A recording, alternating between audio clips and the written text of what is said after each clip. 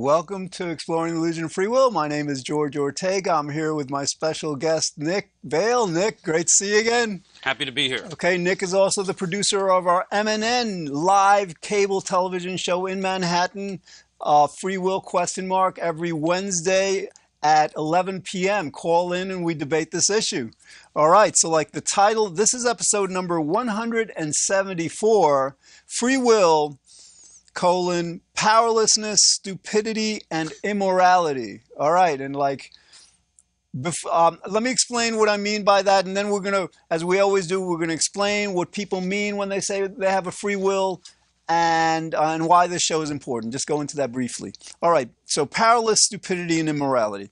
What people who don't understand that we don't have a free will have to face, have to accept, have to come to terms with is that we're powerless. We're like puppets. We're like robots. We're like, life is a movie. We're just like, go along for the ride.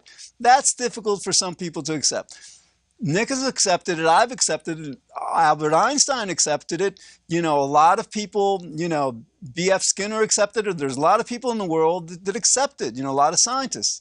But that's, if you believe in free will, that's your challenge, to come to terms with the truth that absolutely nothing is up to you or anyone. All right, now, what's the challenge to Nick and me and the people who understand that free will is an illusion living in today's world? Well, first of it, we have to come to terms with the idea, with the truth, that our world is profoundly stupid. And I want to, as I say that, I want to just put this caveat out there that it's not our fault. In other words, I'm not saying that people are fundamentally stupid. I'm saying that the universe is not allowing people to understand this. And the reason I use the strong word stupidity is because causality, as we're going to explain, a bit later, is why free will is impossible. And causality is not rocket science, it's not brain surgery. Causality is like everything has a cause. Free will is impossible. It's so simple. People don't get that. And that leads to the next part of this, immorality. Now, some people, and again, it's not their fault because they don't have a free will. The universe, God, whatever, however you want to say it, is not allowing them to understand it. But some people are intelligent enough to understand what causality means and its ramifications, its implications. Yet they still refuse to accept that that they don't have a free will. Now, all right, before what Nick and I were talking about, one reason why they can't accept it is because of this hedonic principle, this idea that that we always seek pleasure and avoid pain. But another reason, I think, is they just simply refuse. They just it's an immoral thing. It's it doesn't sit well with them, for whatever reason. Maybe in other words, if they were to accept that that nobody has a free will, then all of a sudden they couldn't claim to themselves or other people that well, I'm smarter than others, or I'm better, I'm more successful. In other words, some people subscribe to this global pecking order where they want to feel superior to others. So I think in certain cases it's immorality. People are smart enough to understand that there is no free will, but they're not morally good enough to accept that. And again, it's not their fault. But anyway, this is the theme of this show. In other words, people who don't understand that we have a free will, that we don't have a free will, have to come to terms with the powerlessness of all of us. And then people like Nick and I, who understand this, have a challenge of our own. We have to understand we're living in an incredibly stupid, incredibly immoral world. All right, so Nick, before we get into this in more detail, explain what people mean, what this whole issue about free will is about. My definition of free will is you could have done otherwise. Okay, so when people say they have a free will, they mean that they make a decision, but they could have made a different decision. For breakfast, they had cereal, but they could have had toast. They could, so some people say because they could have done otherwise, that means they have free will. All right, Just like, so as not to confuse people, Nick, just explain to the audience now why we couldn't have done otherwise. You couldn't have done otherwise because we did not self-cause or self-create ourselves. We all know how we were created. We all, this nonsense about we don't know how the universe began. Was it infinite regress, Big Bang, creationism, or, God with a free will? We know our parents had sex. So the causal chain started there, and we were born into the middle of a story. We didn't raise ourselves. We didn't choose our genetics. We didn't choose our intelligence. We didn't choose our personality. We didn't choose our sensitivities. We didn't choose our likes or dislikes, so on and so forth. As we grow up, we have cause and effect going towards pleasure and away from pain. And by the time we get to the breakfast table and have, what'd you say, cereal? Cereal or we toast, have a preference. So we choose our preference, but we don't choose what we prefer. Right. And another way to it's answer a causal that, chain. Right. Yeah. Theoretically, you might say we could have chosen otherwise, right? But the only way we could have chosen otherwise if we would have been different people at the time of that decision, or if we would have been in a different universe. Now, clearly, we weren't different people. We were the same people living in the same universe. Right. Unfortunately for us, the only way we could prove our hypothesis would be to have a time machine in which George and I would go back in time, and our traveling in time would not affect anything. We have to make that clear. We go back in time, we rewind the universe, and we press play, and we're confident that everything would happen exactly the same as it happened the way it did. It would not be otherwise. Now, the free will people would have the same onus and the same burden. They would have to rewind the universe and press play and show me that everything would be different. Unfortunately, neither of us have a time machine to prove it to you empirically, but one side of this story is correct. We both can't be right. And we're here to tell you that the no free will revolution is alive and well, starting now. And there's no free will. It's about time we made peace with who we are in the universe, the truth of us, how we relate to the universe, that we are part of the cause and effect universe. All right. Again, now this is like... Sorry, that was a little bit of a rant. But that's all right. This is episode 174. Yeah. We got the monitor on. Wait, you didn't define your... what is free will? All right, I'll define free will, the way it's been debated, not the way... There's certain people in the world, philosophers, who are disingenuous. They're not professional. They're not academic. They're just like...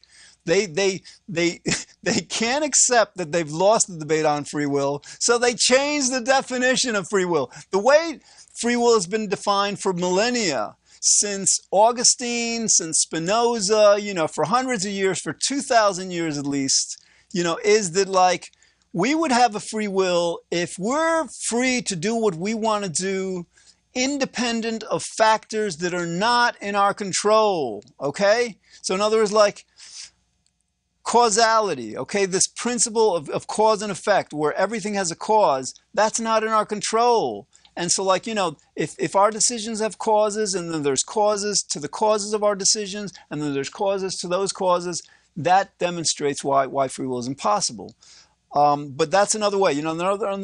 We would have free will if nothing that we're not in control of, like our unconscious also, or like our hedonic imperative, our hedonic principle, that we always seek pleasure and avoid pain, weren't in effect. But clearly those things are in effect all the time, and that's why I don't have free will. All right, one more thing. Why is this show, why is our mission, why is overcoming...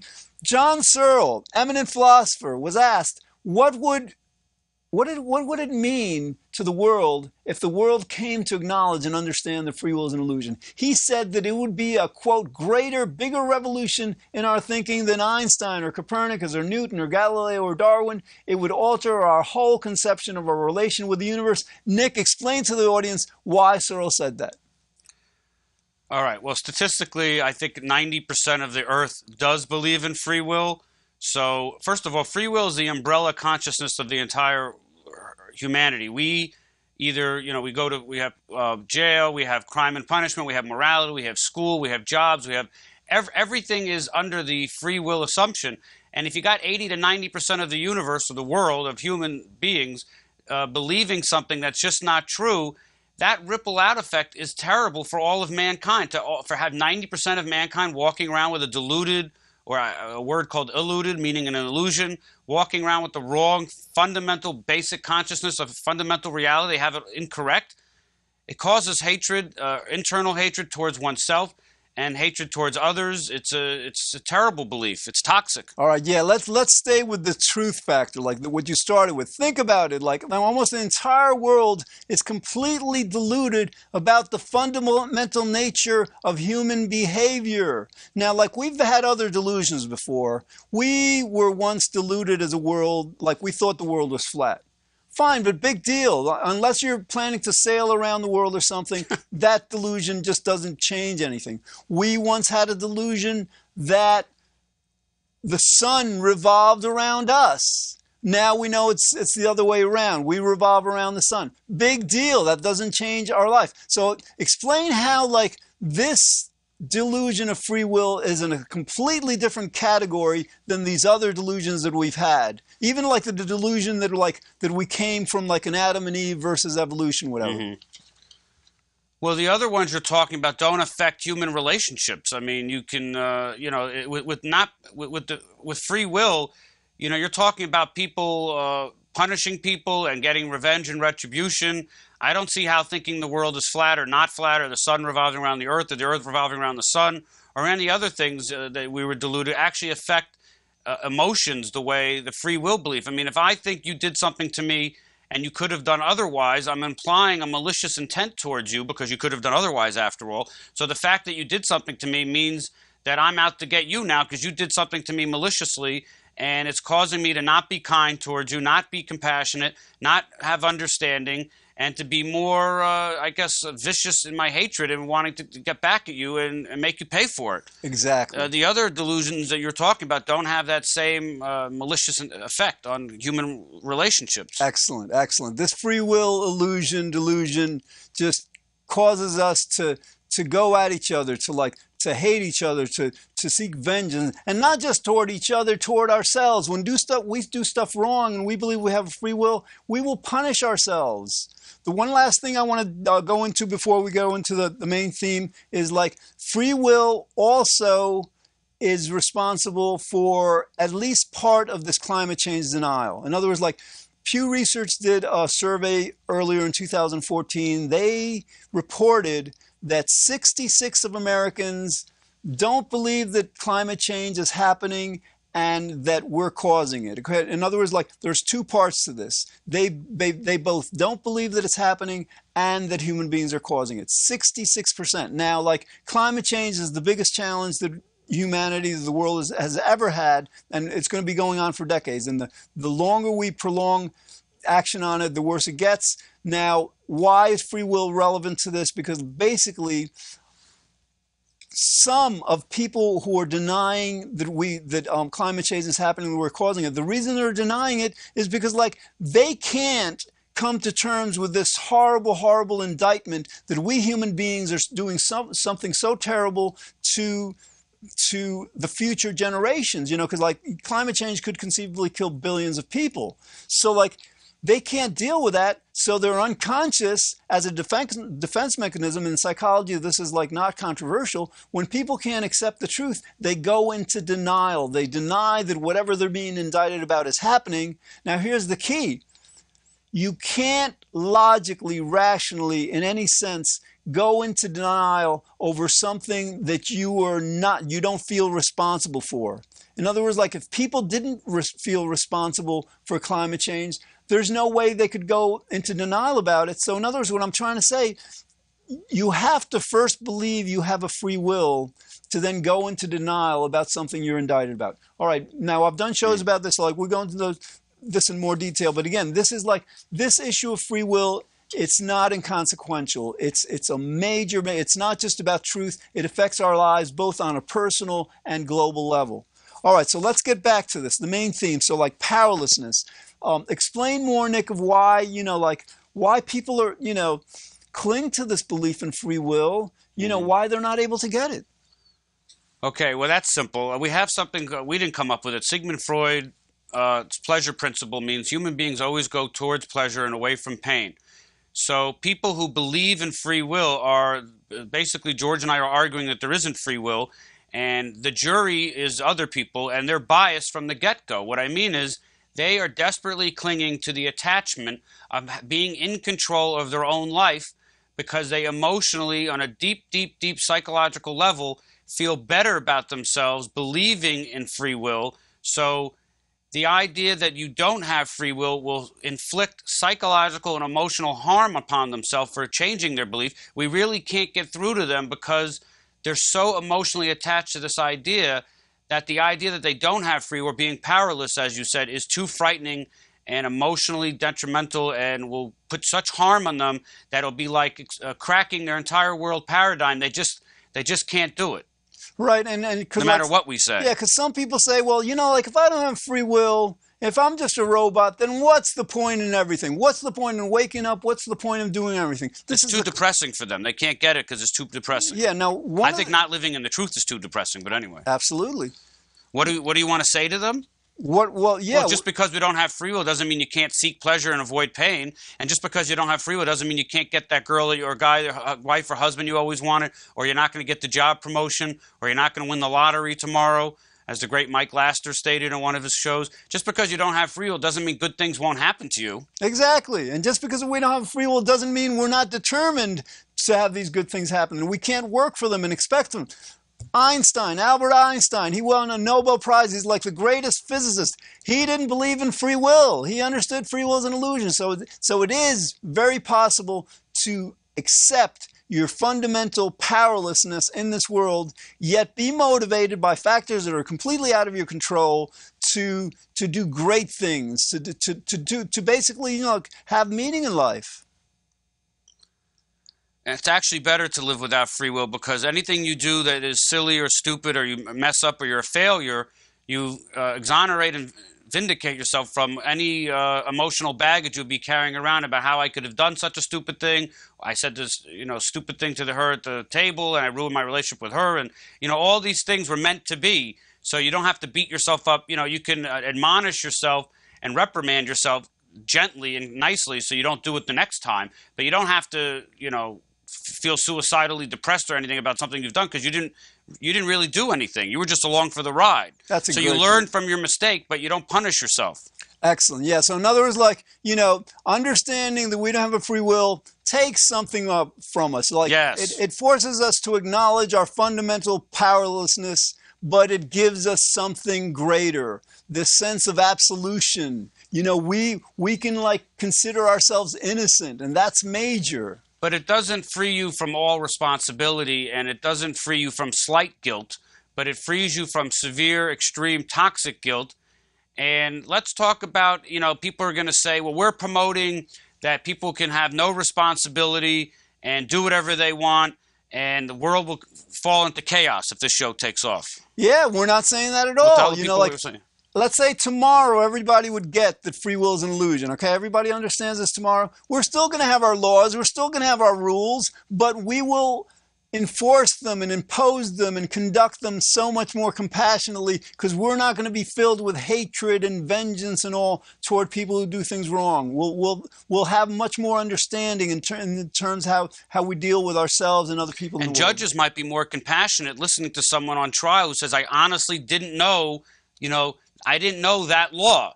They say ignorance is no excuse for the law. I think that has to be challenged. I mean, if you honestly have someone, who's swearing under the Bible and has an affidavit and all these things where they're, under oath, and they say, I honestly didn't know that was part of, I think the judge should not say, well, you should have known. I mean, how could you should have known if your parents didn't raise you to know that particular law and it's not in your genetics? How could you know? Exactly. That has to be, modified. That, well, that's no excuse. You should have known. Absolutely. I don't have ESP. I didn't know, to update that registered agent or whatever. Exactly. So or you should have known one told better. Me, how would I have known? Supposed to ask your father on his deathbed? Anyway, I don't want to get into something. No, I know. How would you know to ask that question? It's not in your causal history. I know. People say. So this affects the criminal. This affects judges, I think. Yes, absolutely. Being more understanding or listening to, they must just assume everyone's lying or something. But if someone honestly says, I didn't know, they can't say, well, you should have known. I know. That's totally incoherent. I agree. Like, what this world needs is a 100% effective truth detector test. or like, like you listen to somebody or like, Right.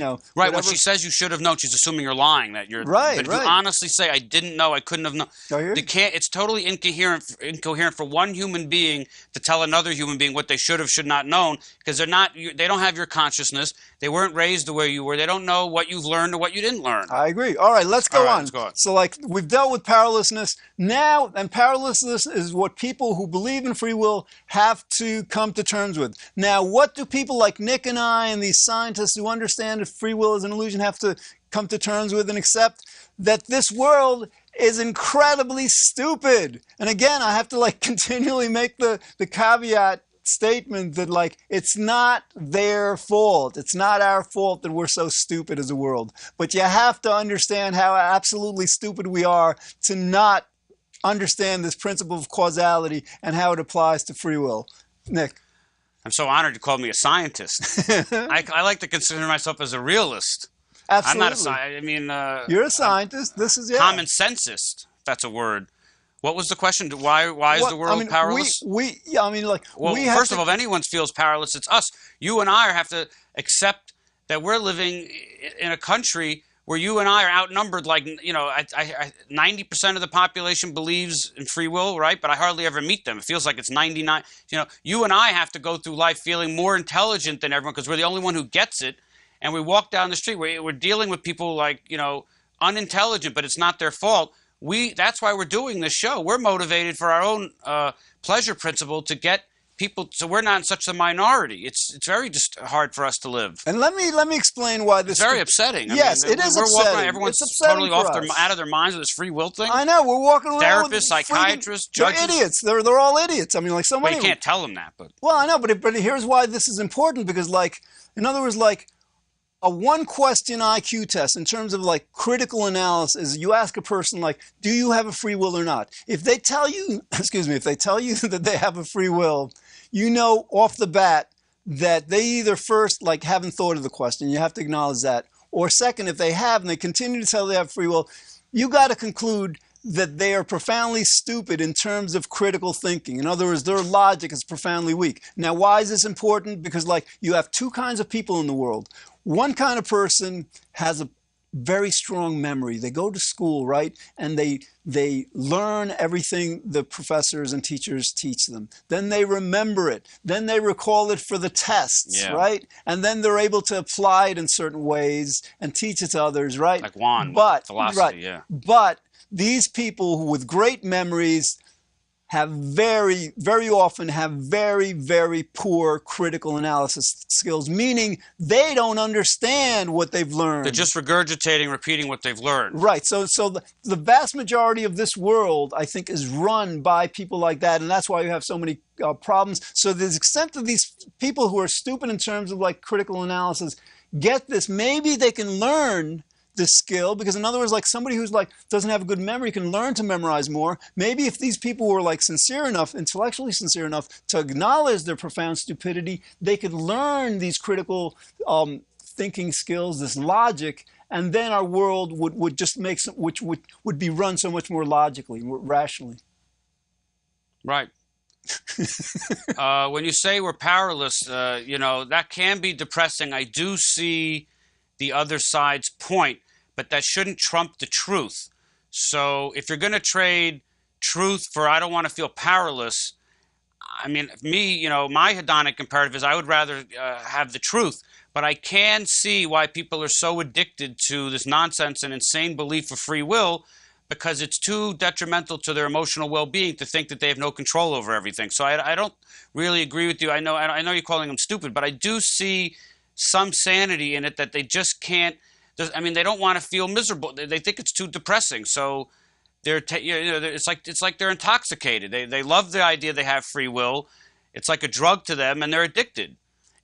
I think it's bad for them. I think it's like smoking. It's like they're chain smoking. They should get into it's like the causal chain needs to be broken. So we have to figure out a way, you and I, to convince these people to stop smoking. And it's bad for you. I know you enjoy it, but it's bad for you, and it's much better for you to not smoke. All right, If that excellent. makes Absolutely. Yeah, in other words, we got to make the point continually. We're not blaming them. We're not holding them responsible because they don't have Oh, but free they don't will. think it's bad for them. No, I know. So That's what we have to do, yeah. we have to explain how it's bad. And this climate change thing is one way. All right, last, we've got about 2.5 minutes. Let's just go briefly into the immorality thing. Some people, you know, they're not all that stupid. You know, they get what causality means, but they're immature. They're immature. In other words, like, they refuse to accept that they want to, it's part of like this hedonic imperative and all, but like, they want to take credit for their achievements. Maybe they've gotten this PhDs or whatever. And like, even though they know the truth doesn't serve them, so they're going to ignore the truth. It's selfishness. It's a self-serving, self-centered, immoral attitude. In other words, like, if you're going to like discount and not believe, not understand something, there's a statement. Somebody once said, like, don't ever expect someone to understand something whose job depends on their not understanding it. Okay, so that's, I mean, like, this isn't related to just jobs. This is related to who people think they are. So many people in the world, feel good about themselves because of their accomplishments, right? And like, so they understand causality. Yeah, but that would apply to rabbis, pastors, and priests who preach free will. How would a regular person job depend on whether or not they believe in free will or not? Well, for example, you've got a cleric or something. No, you're right. For a lot of people, this wouldn't apply to. But for some people are like really, really smart. They get why causality makes free will impossible, but because they've had certain achievements in life that they want to take credit for, because they're like, they're emotionally immature. So if they're in corporate America, which is a meritocracy, meaning you get rewarded for performance and how you do, and they go around telling their coworkers they don't believe in free will, their coworker is going to say, well, you're not really entitled to a raise or a job promotion because you told me at the coffee break last week that you don't believe in free will. So how could you say you deserve more money? It goes again, in a way, it's and the newspapers can't sell papers unless they believe in free will. So you've got the economy against the truth. Right. I agree with you. And that's something that, like, as the world comes to understand that free will is an illusion, that's going to be an issue we're going to have to face. How do we, like, because we're still going to want to credit, for example, like when people do things. We still need to be motivated to do good, reward and punishment. But all right, so we've got like 5 seconds. Thanks for watching. This is Nick Vale and George Ortega saying goodbye for the free whatever.